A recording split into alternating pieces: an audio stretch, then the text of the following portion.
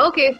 Hi, Richard. Hi, Hi, welcome to my YouTube channel, Languaholic. How are you today? I'm great. I'm very excited to be here. Yeah, same here. I'm very excited to host you today. So, everybody, Richard is an English teacher. He has done his ESL and he has very good pronunciation. So, today we are going to talk about some tips that we are going to discuss that will help us to, speak English faster and, pronunciation better.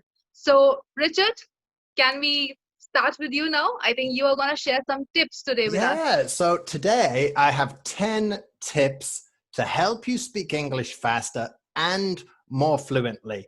And Mahima, I'm really excited to hear your opinion because you're such a good language learner. You're much better than me. So I'm sure you can tell everybody if this is good advice or bad advice. So, number one, don't search perfection. Okay. I really believe in this. And I even found a couple of famous quotes from philosophers to support my argument. Number one, we have one from the Western world. We have the great philosopher Voltaire, famous French philosopher. He said, perfect is the enemy of good. Sometimes good is good enough, and it really is. Sometimes if you try and be perfect, you freeze. You don't want to make a mistake, but learning a language, it's about making mistakes. Make as many mistakes as possible, because if you make mistakes, you learn from those mistakes. And we also have a quote from the East, from Confucius: better a diamond with a flaw than a pebble without. So sometimes, okay, if you make some mistakes, well, it will help you improve. Have you ever been at work and the big boss comes to visit the office and everybody's so tight and so scared and they don't do their best work because they want everything to be perfect, but because they're so stressed about it, they don't do a good job. Another example, I really love sport and I love watching sport, but one thing I never find enjoyable is watching the final of any sport. If you watch the World Cup final in the cricket or in the football, it's normally not very good. Why? Because none of the players want to make a mistake. They want to do everything perfectly. They don't take any risks. In sport, that means we have a boring game. And in language, it means normally a boring conversation. You need to take risks. You need to try things, talk about different things, make mistakes. You'll learn from those mistakes. Mahima, what do you think? Yeah, Richard, I think you have summed up it very well. I think yes, until unless you try and take risk, nothing is possible. Obviously, life is too short, and until unless you don't take risk, I think it's useless. So, like I study so many languages, so this is a kind of risk that I am still studying and trying to learn so many languages. Maybe I can reach that fluency level or not. That's again a question, but at least I'm trying. So that is the message to all the students who are watching this video, guys. Don't keep trying. Don't just give up that easily. You have to keep trying. Make mistakes, that's perfectly fine. But keep trying, never give up. Okay, tip number two, speak a lot. Every opportunity you get to speak, you should be using. Sometimes we think, well, I need to speak to somebody who's from Britain or from America. Not at all. I live in France and I've lived in France for years. And when I first moved to France, my best friend was a guy from South Korea. And we were both learning French and we learned from each other and it was great practice. So speak every opportunity you get, even if there's no one in your family or your immediate circle of friends who speaks English. Why don't you look on the internet? Look on meetup.com. Maybe there's an English club happening in your city. Maybe there's a coffee morning and you can go there and exchange languages. There are opportunities out there because so many people want to improve their English. There is no bad practice, is my point. Mahima, what do you think? Yeah, that's true, Richard. I think yes, because until unless you speak more, and not only with the natives, I think even if you speak in front of a mirror and you try to repeat again and again, probably record your voice and try to listen it to it again and again. I think that's again a good practice to improve your English. Yeah. So why do you always keep finding friends if nobody is there? So that means what? You will not learn English? No, that's not how it works. Yeah. And Good that's point. Good. and that's the goal of learning a language, right? We learn a language so we can speak to people. So it's a social activity. Okay. True. Yeah. Tip Yeah. number 3. And this is going to sound weird to speak it because the title of our talk today is how to speak English faster. But number 3 is speak slower. Sometimes people think speaking quickly means speaking well, but it's not always the case, because what you find is when you try and speak quickly, your brain, it cannot keep up with your mouth. If you speak a little bit slower, it's going to make your pronunciation a little bit better. It's going to give your brain time to think of those next words. It's going to sound better as well, because when you speak a little bit slower, you don't have to add certain sounds. All these sounds we make when we're thinking of another word, we call them filler sounds or filler words when we say, well, basically, so. Well, we don't need to add any of those things, do we? And I think as well, this could be a really good tip for Indian people, especially when they're working. I know a lot of Indian people work with companies in the UK or in Europe. If you True. speak a little Yeah. bit slower, it's also much easier for the other person to understand you a lot more. So this idea that speaking quickly equals speaking well is not the case at all. I speak quite slowly in English just because of the way I speak. I think I speak quite well and I pronounce quite well in English. It probably makes me a good teacher. So don't try to speak at a really fast pace. That's true, Richard. That's very true, because I think that there has to be a synchronization between your brain and your mouth. And if you're not able to, think of the next word, and then again you keep murmuring, or you keep stumbling or something, so that creates a very negative impression. So in order to have good fluency, I think yes, speaking slow initially, and also, trying to make anybody understand is very important. True. Yeah. Great. Very good. Yeah. Our 4th tip is watch your pronunciation. Now, the goal should not be to speak like Queen Elizabeth, but there are some tips I would like to give you about pronouncing things, especially in British English. In British English, all the words are created from the front of the mouth. Okay. Sometimes, especially with Indian learners, I hear the pronunciation V, video. It's kind of it comes from further back in the mouth in the Indian accent, but in English, it comes Yeah. from the very front of the mouth. Video. Okay. I watched a video. Also, what we find in British English, which is different to some other languages, especially something like Spanish. I have some Spanish students that I teach, and one thing with Spanish learners is they speak with this really big mouth, and it's like a whale or something. It's like a big fish. In British English, we speak with a small mouth. So production comes from the front of the mouth, and we have a small mouth when we're speaking. Try and practice that a little bit, because it will help. Yeah, Richard, you're right. Because, seeing and getting tips from a person who speaks so perfect English, I think, guys, you should listen to it very carefully and try to, do it in your real life. I'm sure your English would improve. Yeah. Yes. Definitely. Here's another thing, number 5, that can help you improve. Practice reading out loud. Now, Wow. I like to exercise. I like to go to the gym and exercise. But I know if I only go to the gym 1 day per week and I do 2 hours in the gym, the next day is very difficult. My arms are sore, my legs are sore.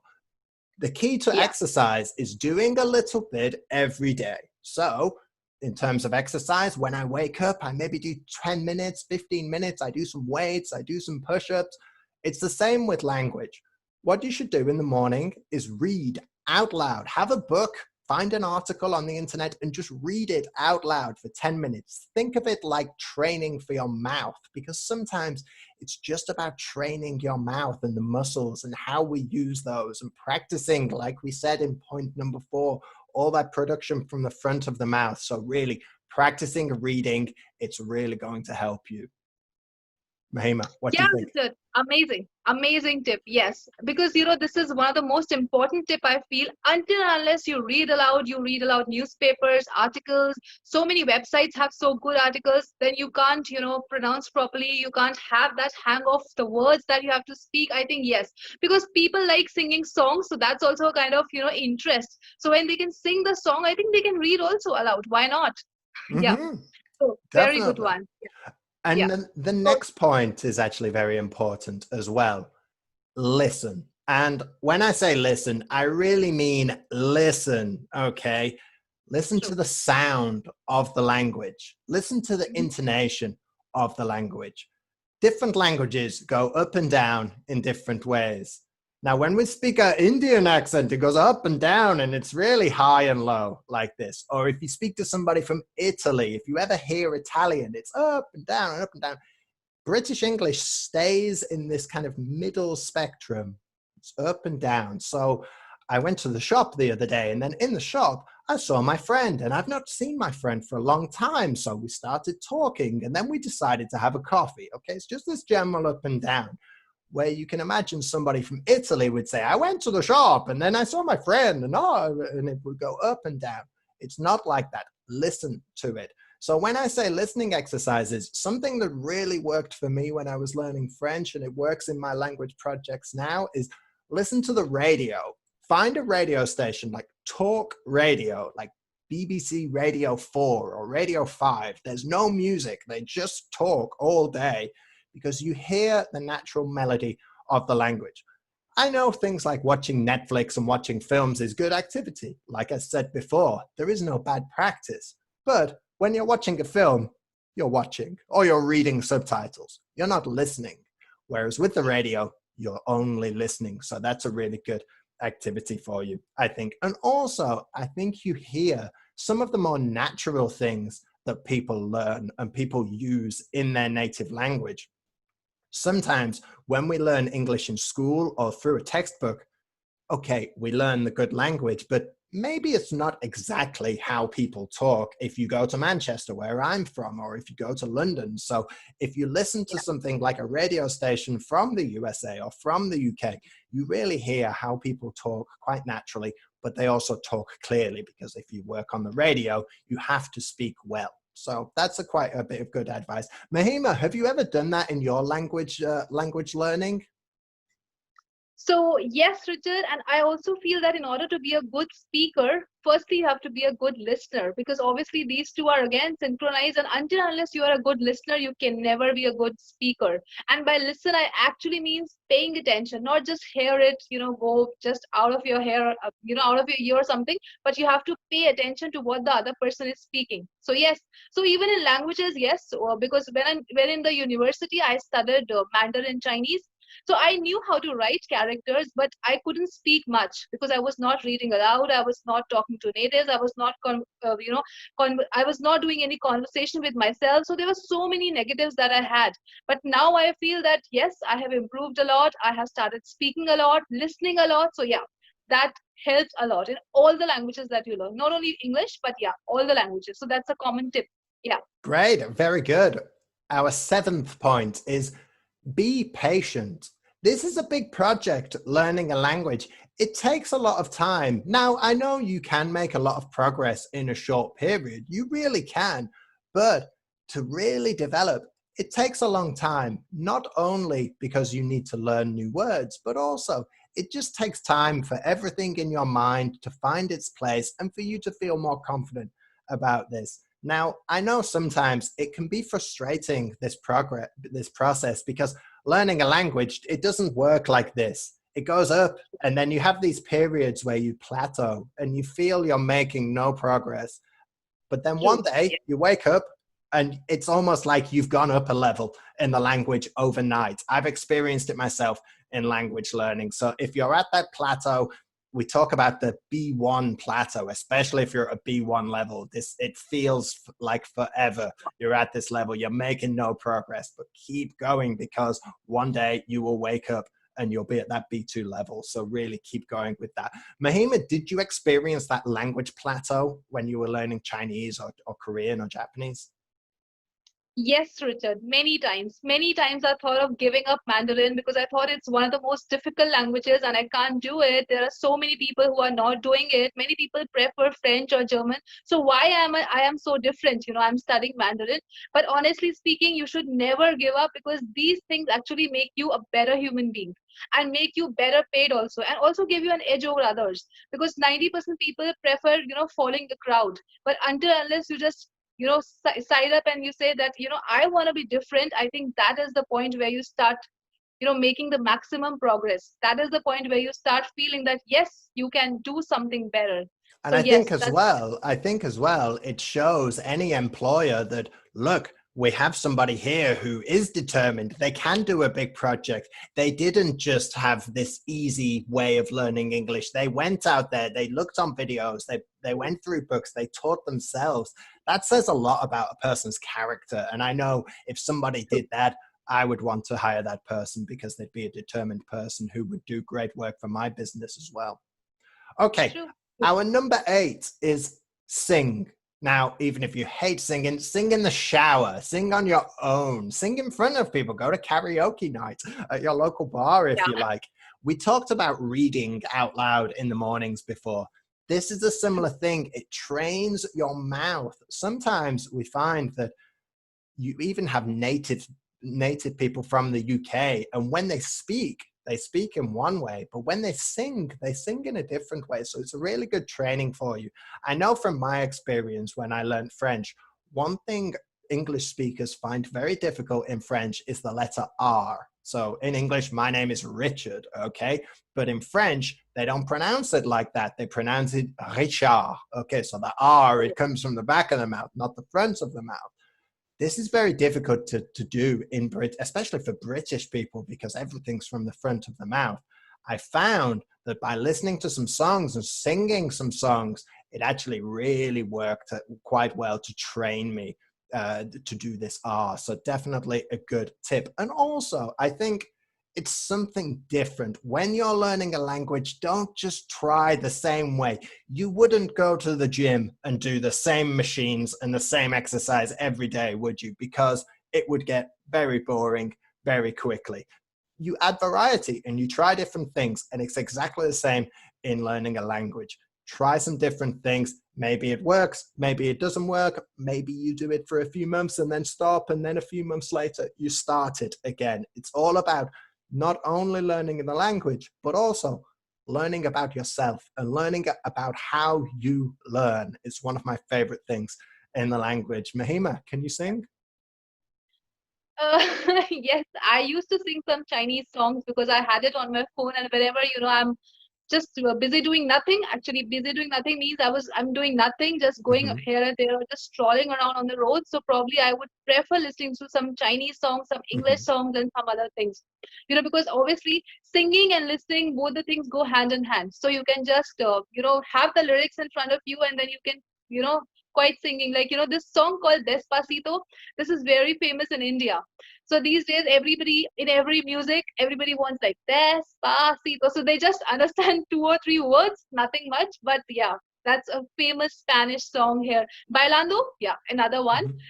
Bailando, Despacito. So these are very famous Spanish songs. But Chinese songs are not very famous in India. But yeah, if you want to improve your language, I think this is a very good tip. Yeah, you And have to stick actually to this. linking in with Despacito, lots of language learners across the world, they've made that song and changed it into their own language. You can find a Hindi version of Despacito, you can find a Russian version or Chinese version.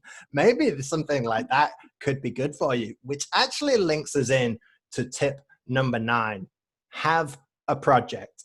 This is continuing with some of the other advice we've given. Make things interesting, okay? A couple of different projects I've done in learning French over the years. I used to have lessons with one teacher, and every week I love art. I mean, you can see a big painting behind me. I love art. So what I would do every week, I would choose a famous painting, and then I would research it, do some research about it. And then during the lesson, I would present this painting to my teacher, just like if I was a guide in a museum, and I would give all the history about it. I know some people who do things like video logs, even if nobody watches it, just a video log. It's just the effort of doing it. Maybe make a tour of your city and then you can do an English tour of your city. It's just trying something different, because when you try different things and you talk about different subjects, look, you will never learn every word in the language. I don't know every word in English, and I certainly don't know every word in French, but I have no problems with my life in France because I have this flexibility where I've talked about different subjects and talked about different things that I never find myself in a situation where I cannot explain myself. And that's what you need. It's the flexibility and that creativity in your mind. And by doing different things, you will enhance that. So I think that's an interesting one. Mahima, did you ever do an interesting project in Mandarin? Yes, so now what I feel interesting is talking to so many native people, asking their stories, asking, how they feel about India, what they want to do in India. So it's just a way of connecting with people. So two languages, if you know, you can use that language in order to connect with people. So yeah, certain projects in which I can help Chinese people discover India more, discover Indian culture more, so something like that. Because yoga, these days yoga is too much in trend. So that has actually originated from India. But many people around the world are now looking for yoga as a good body science, in order to be mentally and physically fit. So yeah, I keep interacting with Chinese people and telling them about yoga and stuff like that. So yes, it's a very good tip again. Yeah. Great. Very good. And I have one final tip for you. Don't just practice in perfect conditions. Sometimes we're tired. Sometimes we have stress at home or in our job, or we're worried about something. That's life. A few years ago, when I first moved to France, I found myself, maybe after a year, I found myself in this position where if it was a perfect condition and I had enough sleep and I was in a happy mood and I was motivated, I could speak French very well. And then I would have some times where I was tired or stressed or angry, and it was almost like I couldn't speak the language. So it really affects it. But by practicing when maybe it's not the perfect conditions, it will help you, because after a few years now, I have no problem. If I'm really tired or stressed, I can speak French very well. So don't just try and practice in those perfect conditions, because those perfect conditions in life, they don't happen every day. So sometimes you need to be able to communicate, even if you're upset or angry or stressed. So if you're having a bad day, don't say, oh, I'm not going to practice today, I'll do it tomorrow. No, you should definitely practice today more than anything, because it's going to help you. And also, it's a fun activity. It might make you feel a little bit better if you're having a bad day as well. Mahima, what do you think? Have you felt that during your language learning? Many times, Richard. But thank you so much for motivating everybody and telling that even if you are in a bad state of mind, and even if you are in a bad mood, so at least this should never stop. So I feel, yes, this is a good way of practicing again. So because mood should not be connected to the way you are, perceiving language or trying to learn language or something. So yes, this has nothing to do with it. Only if you can see the other way from other perspective, wherein if you try to speak as much as possible, that can make you happy also. So I feel, yeah, that's the other way of seeing things. So yeah, the glass is not always empty, but it's always half filled too. So it depends on the perspective totally. Yeah. Great, perfect. So that's those are my 10 tips for you. So I hope that helps all your learners and everybody can be a little bit motivated from that. So really, thanks for having me on the show, and I hope to get you on my show pretty soon, okay? Yeah, Richard, thank you so much for giving time and coming here and motivating our students. So hopefully if the students like your content, I would love to interact more with you, and probably let's connect again. Yeah. Thank you so Certainly. much. I can't wait. Yeah. Thanks. Yeah. Thank you. Bye-bye, everybody. Bye.